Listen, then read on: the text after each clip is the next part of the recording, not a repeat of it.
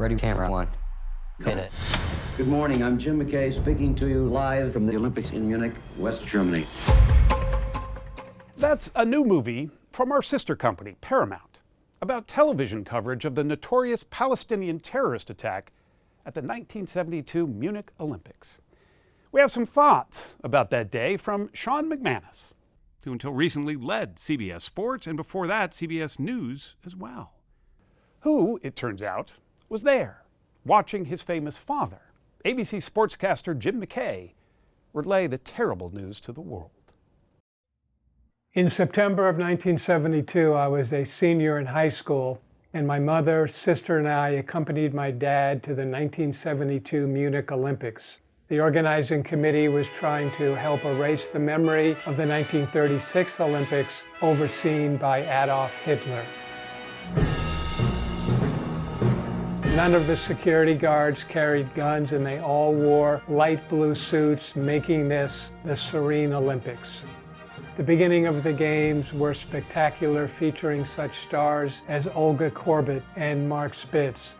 Then, in the early morning hours of September 5th, it all went horribly, horribly wrong. I'm Jim McKay speaking to you live. The ABC Sports crew heard gunshots coming from the Olympic Village. My dad was summoned from the swimming pool where he was doing laps. He sat in the anchor chair and for the next 15 hours covered the first ever live terrorism attack on television.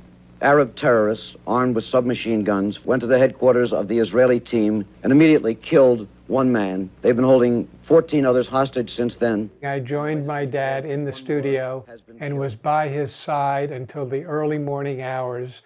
The professionalism of the men and women of ABC Sports was remarkable as they were dealing with the most horrible of circumstances and presenting it to a live audience of over 900 million people.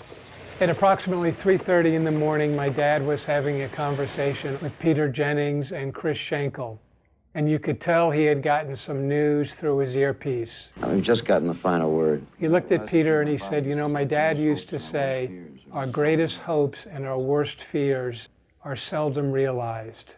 Well, our worst fears have been realized tonight. They have now said that there were 11 Israeli hostages. 2 were killed in their rooms.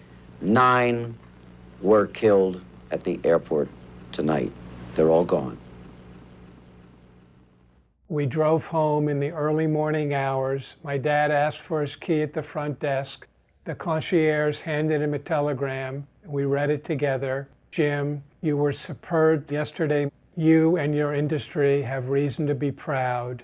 Congratulations, Walter Cronkite."